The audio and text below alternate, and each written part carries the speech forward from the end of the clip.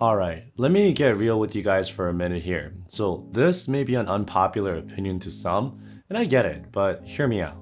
I've probably handled over 100 keyboards this year, ranging from various different price points, something like 35 bucks, all the way up to $1,000, maybe even more.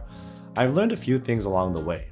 Unless you're looking for something very specific for like its rarity, or a very unique feature, you really shouldn't spend more than $200 for a keyboard kit. Plain and simple. The days of shut up and take my money for anything and everything in group buy, it's over now. There, I said it. Let me tell you why.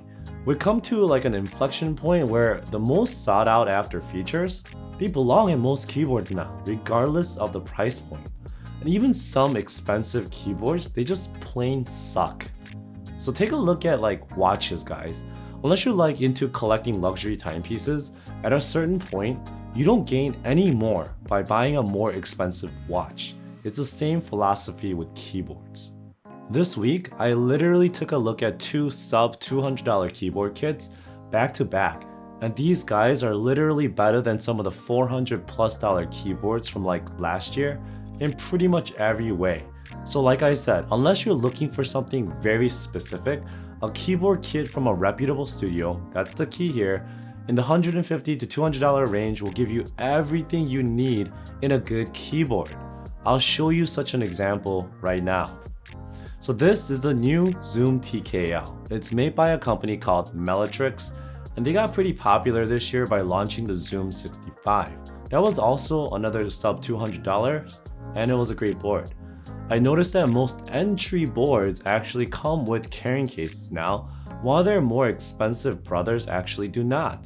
It might seem backwards, but companies can sell a crap ton more entry keyboards versus expensive ones. So they have the ability to also buy cases and stuff like this for much cheaper in volume.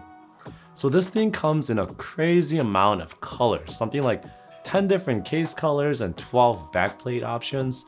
But the one I have here is sky blue with gradient sky blue mirror glass. And this thing costs something like $179. It's got a nice and clean design, it has a unique bottom, and it's under 200 bucks.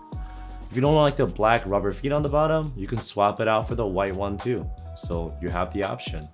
While it might not be the fanciest, but it does have a steel weight inside. It does its job fine. It's got a daughter board, and the crazy thing is, I see $400 keyboards with integrated USB on the PCB. So you look at something like the PCB, right? Once again, nothing fancy, but it literally has everything you're looking for. South facing, check. Flex cuts, check. KL hot swap sockets, check.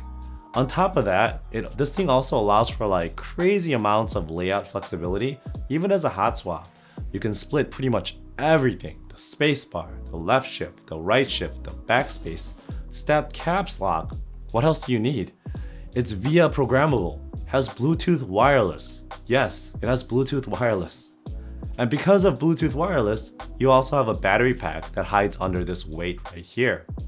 Now for plate options. You got pretty much everything you can to choose from order of stiff to soft. You got carbon fiber, aluminum, FR4, and polycarbonate. Then you got foam, right? Lowercase foam, mid-plate foam, something that looks like a sheet of Poron foam. It actually is. I'm pretty sure this is a thin Poron foam on a plastic backing, so this is not PE foam, guys. And the funny thing is, something in this budget category actually comes with some new innovations too. Like these veggie straws. Well, they call it the gasket sleeve, but it works very differently from your standard Poron gasket. Like it slips onto the plate like this. I'll build this thing out in two different ways for you guys. One way with all the foams included to please the foam crowd, and then I'll build it out with just the basics and a carbon fiber plate for my clack fiends. So for the foam build, I used every foam included pretty much.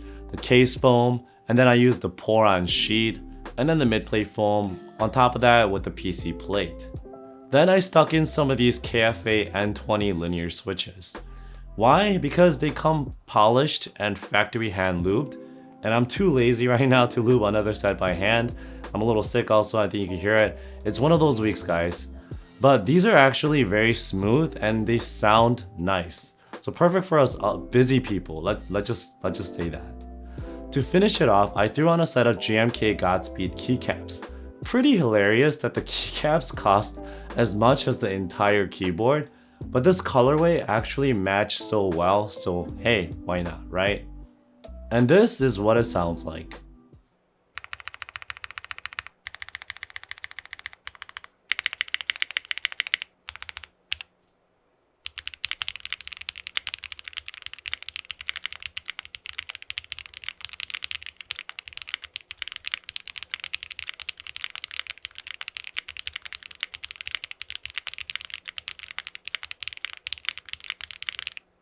Sounds pretty good. Sounds clean, sounds marbly, sounds like what you'll be expecting from a board of any price point if you decide to use all the foams that are typically included.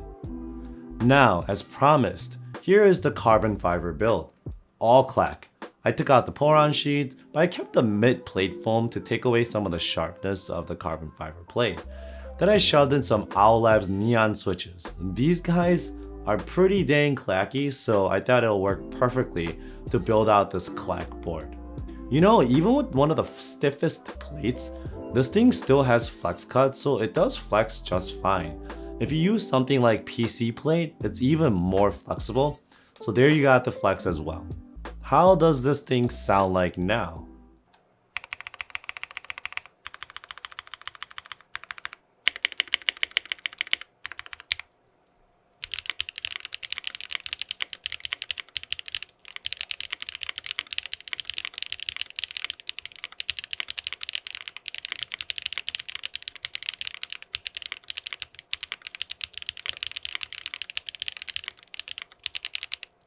Yeah, that's clacky alright, but honestly, I'm going to keep this board like this in this configuration because sometimes it's just refreshing to switch it up a little bit.